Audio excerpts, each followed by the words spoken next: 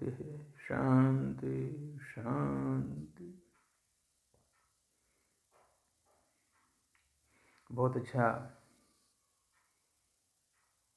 माहौल है, बहुत अच्छी स्थिति है।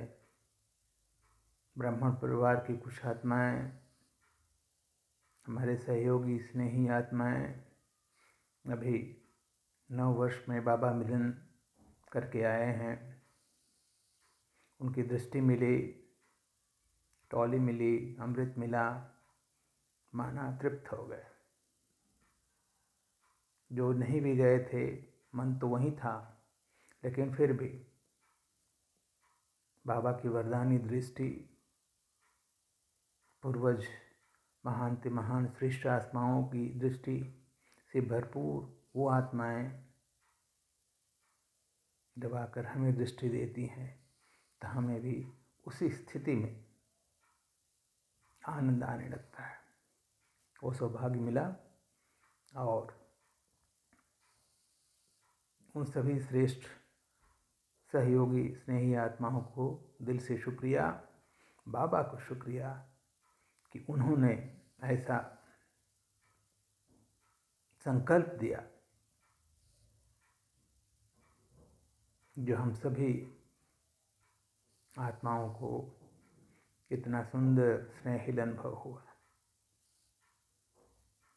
आज एक बहुत ही महत्वपूर्ण जो हमारा ब्राह्मण परिवार है, संगम योगी जो जीवन है, उसमें बहुत ही एक महत्वपूर्ण टॉपिक है जो हम अक्सर कहा करते हैं, मुरली।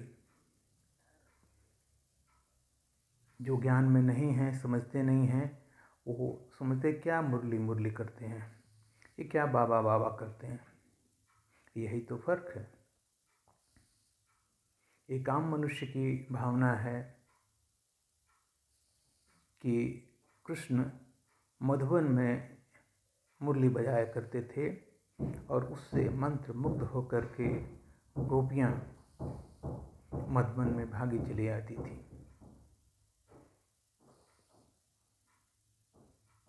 दरअसल वह मुरली नहीं है, वो बांस की बांसुरी है।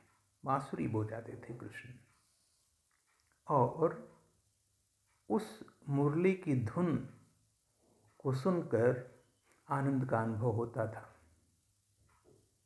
हम मुरली की बात अगर करें तो मुरली परमपिता परमात्मा हमारा बाबा शिव वो सुनाते हैं कल्प में एक बार संगम युग पर। संगम योग यानी कि कल्याणकारी योग, सर्वश्रेष्ठ योग, वरदानी योग, जिसमें परमात्मा कल्प में एक बार वही अपने वचन निभाने इस धरती पर अवतरित होता है, हमें ज्ञान देने के लिए, हमारी सद्गति का राह बताने के लिए, हमें दिव्य गुणों से भरपूर करने के लिए। इसलिए ये मुरली जो है, जैसे शरीर को स्वस्थ रखना है, एक्टिव रखना है, तो हमें संतुलित भोजन की जरूरत पड़ती है।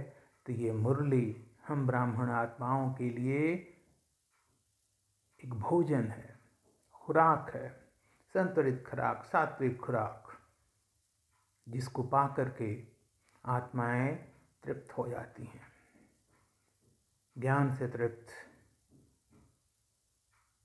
सभी शक्तियों से तृप्त। क्या करते हैं फिर?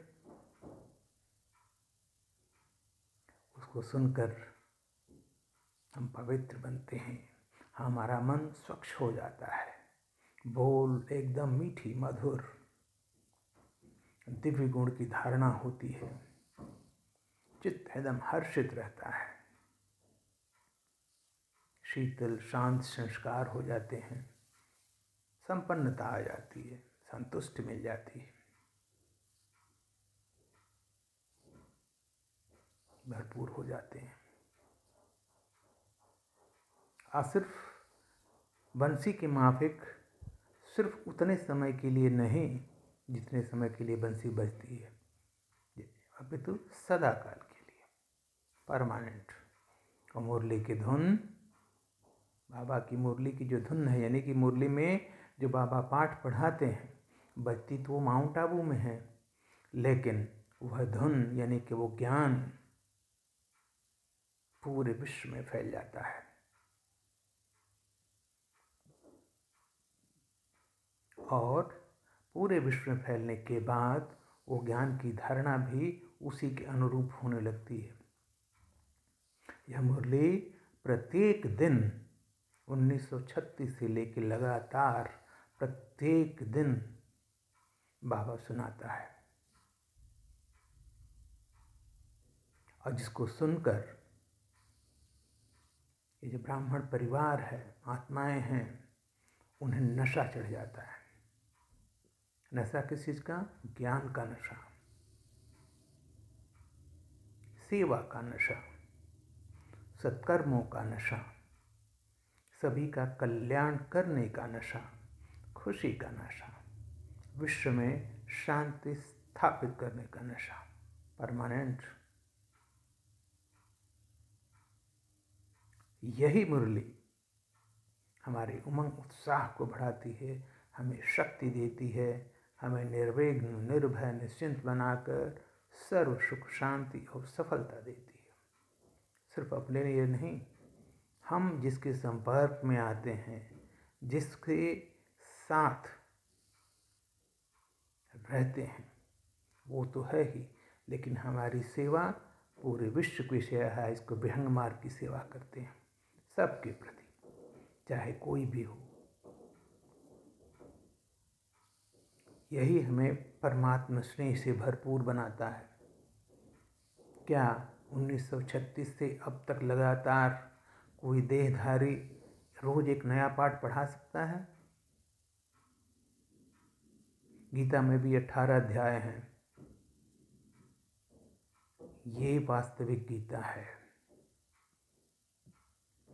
और इसी गीता जो संगम युग पर बाबा हमारा सुनाता है, जिसको हम मुरली कहते हैं, उसी की यादगार द्वापर से शुरू हो गई, जो हम कहते हैं कि मधुबन में कृष्ण बंसी बजाते हैं, जिसकी धुन सुनकर सभी गोप गोपियाँ एकदम जो है मंत्रमुग्ध हो जाते हैं।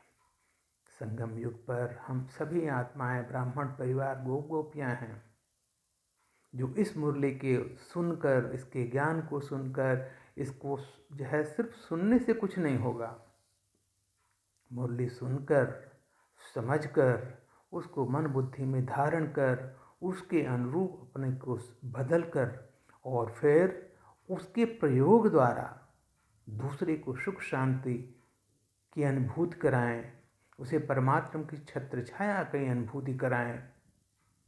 स्व परिवर्तन से विश्व परिवर्तन का जो नारा है बाबा का, उसको हम साकार करें, दूसरे के मन में विश्वास दिला सकें, उसके जो है अशांति को, उसकी असंतुष्टता को दूर कर सकें। यही हमारा लक्ष्य है।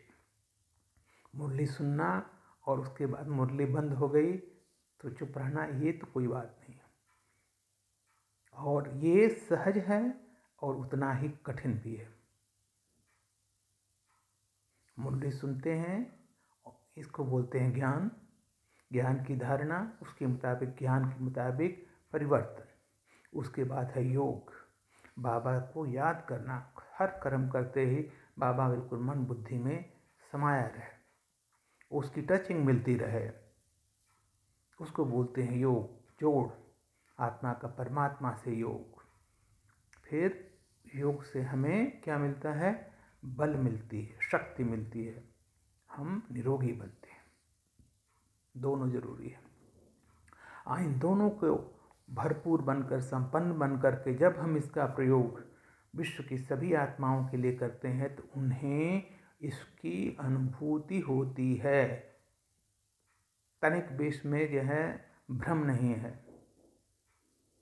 हमारे वाइब्रेशंस, हमारे संकल्पों की जो धार है, वो हमारी खुद की नहीं है, परमपिता परमात्मा सर्वशक्तिमान की है, जो विश्व भर में असर डालती है, हर आत्माओं को असर डालती है।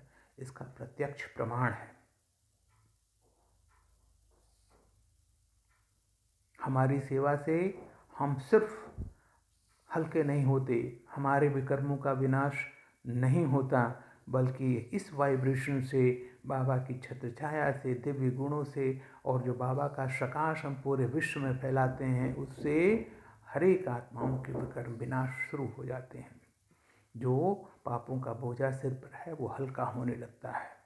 और फिर हम तो बनते ही हैं, बने ही हैं। बाबा ने शूद्र से हमें ब्राह्मण, ब्राह्मण से फरिश्ता और फरिश्ता से देवता बना रहा है, दिव्य गुणों को धारण करा रहा है, दैवी संप्रदाय का बना रहा है। और हम भी वही सेवा करते हैं कि जो हमारे संपर्क में हो या ना हो, सबको हम आप समान बनाएं जैसा मुझे बाप ने बनाया है। तो ऐसा बनने के लिए, इसको सिद्ध करने के लिए हमें सिर्फ मुरली नहीं सुनना है, सच्चा योगी बनना है, तपस्वी बनना है, नष्टो मोहा बनना है। हर कदम बाप दादा के कदम पर चलते हुए निश्चय के साथ निरंतर पुरुषार्थ करना है। माया रावण को हराना है, सपूत बनना है, बाप को प्रत्यक्ष करना है। अमृत बेला से लेकर के पूरे दिन और रात तक पूरी सेवा। 1 सेकंड ये संगम युग जो कल्याणकारी है, बाबा बोलता है 1 युग के बराबर है, 1 सेकंड भी व्यर्थ ना जाए। सदा सेवा चलती रहे, मनसा या फिर वाचा या कर्मणा। तब निसंदेह जो बाबा ने हमें वर्षा दिया है, सतयुगी के 21 जन, वो हम पाएंगे और अपने साथ रहने वाले आत्माओं को भी वैसा बनाकर उस सतयुग में ले जाएंगे। इसमें कोई भ्रम नहीं है, बाबा के महावाक्य हैं, बिल्कुल सत्य वचन है। तो ऐसा बने और विश्व को वैसा ही बनाएं जैसा बाबा बनाना चाहता है। ओम शांति, ओम शांति।